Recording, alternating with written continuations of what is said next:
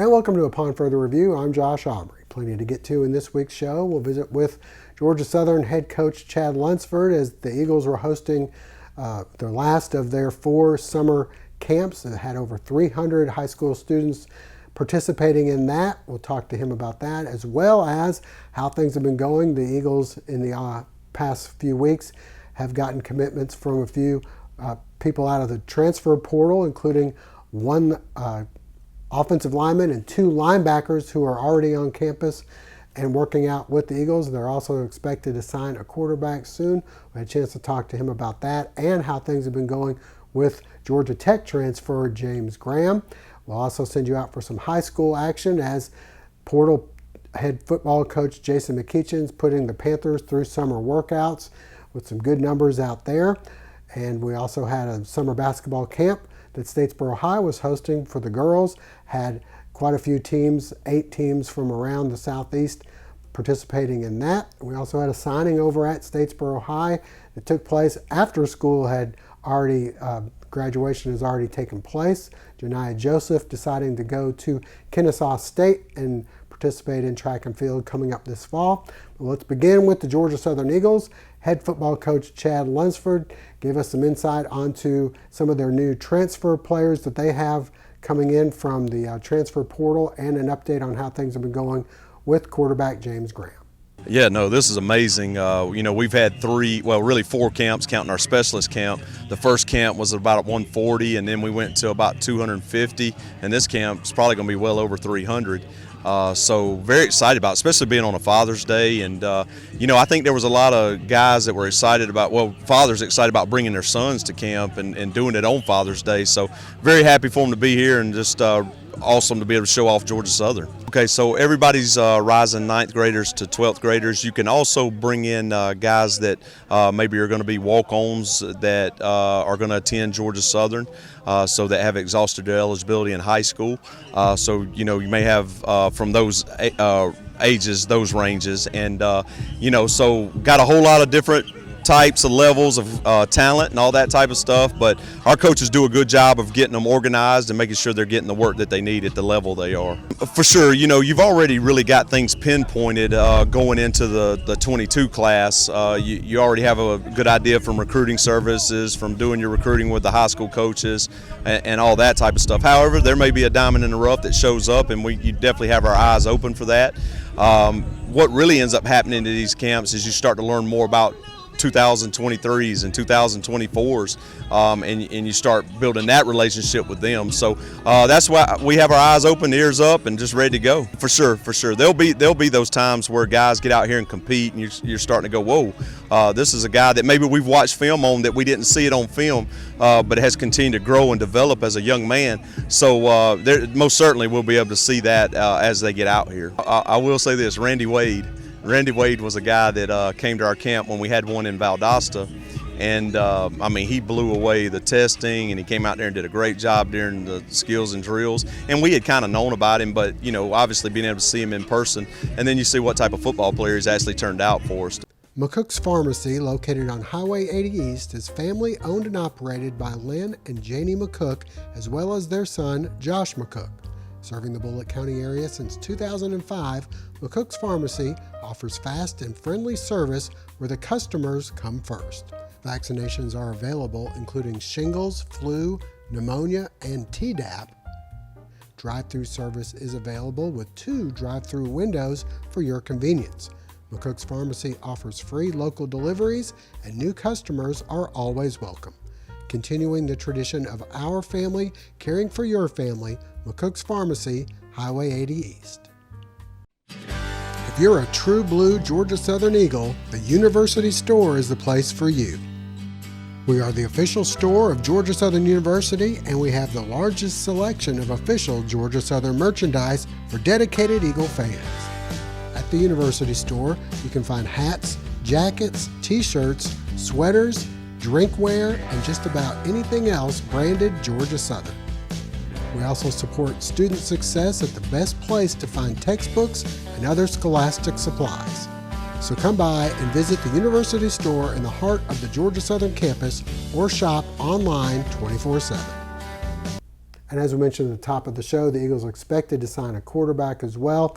We'll let you know if that takes place. All right, well, moving on now to what's going on the field currently over at Paulson Stadium. The Eagles holding their 4th summer camp of the summer. This time they had over 300, which was the biggest crowd they've had, and it was taking place on Father's Day. I had a chance to talk with Coach Lunsford about how that went. Sure, I thought linebacker with Rashad Bird leaving, and then a couple guys that had kind of left, and we felt like linebacker was a spot that we needed to try to do some, get some more depth at, and I felt like we've done that. O-line, it was good to get one more. You can never have too many offensive linemen, and to be able to gain some experience because he's a grad transfer and a guy that knows and been around college football, that's good for us for sure. We picked up Kadri Jackson, linebacker out of North Carolina. He's here with us working out, doing his thing. And then Kevon Glenn, a linebacker out of FSU. Liam Ryan, an offensive lineman out of NC State. And also Mark Langston, a transfer from Kennesaw State. He's a guy that has come in and snapped for us, long snapper.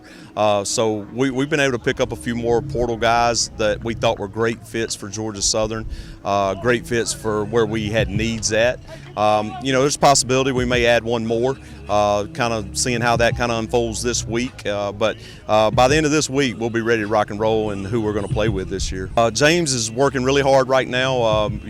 He's working on his academics that we had set up for this summer. Everything seems to be trending in the right direction, and I'm going to meet with James this week, and we're going to talk a little bit more and kind of see how we're going to moving forward. But things are trending in a good way with him. And stay with us. High school action coming up next. Family Internal Medicine Associates of Statesboro, providing primary care for Statesboro area patients since 1998, providing complete physicals, complete sports physicals, Medicare wellness exams, full diabetes treatment, and education from lifestyle changes to oral medications to insulin pump therapy, in-house dermatology, in-house circulation tests and ultrasounds, and in-house labs. Featuring nurse practitioner Melissa Beasley, Family Internal Medicine of Statesboro can accommodate same-day or next-day appointments to serve your needs. Family Internal Medicine Associates of Statesboro, where we care. My Queensboro banker is Cheryl Quick. Blanchard Equipment Company has 16 locations. Queensboro has homegrown values just like us. They get heavily involved in every community.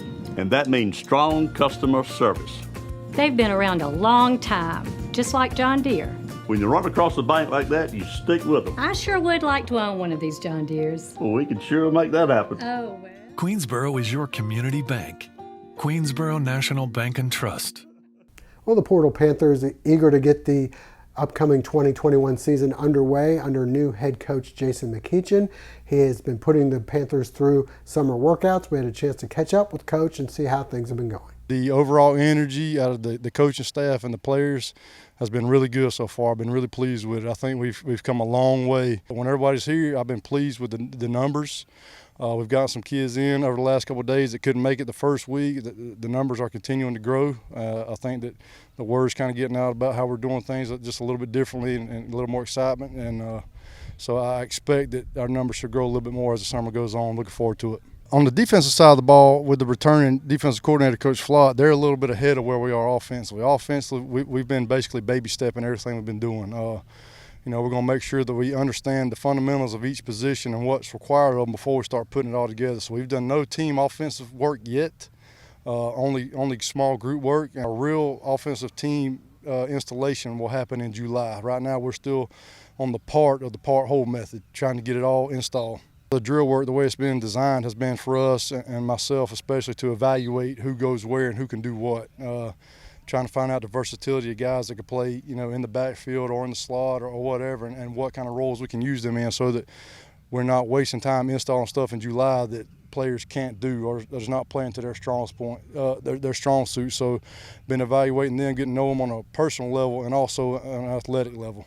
I've been really surprised by the number of guys that can actually run and catch the ball well here. I know they've played a different style of offense in the past, so I wasn't sure how that would go. But the number of guys who can just run and catch the football and make a play with it has really surprised me. So I'm excited about that part and excited about spreading the ball around to a bunch of different people. And stay with us. Up next, we'll head over to Statesboro High and see how their summer basketball camp's going.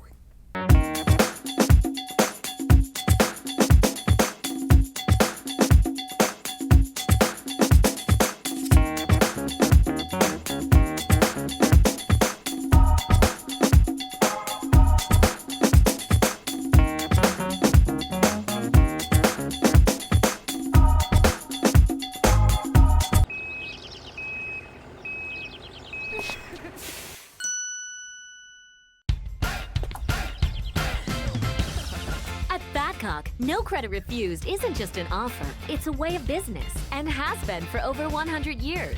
No banks, no ridiculous credit requirements, just local Badcock store owners who treat you right and give you credit when others won't. It's never been easier to express your style and love your home.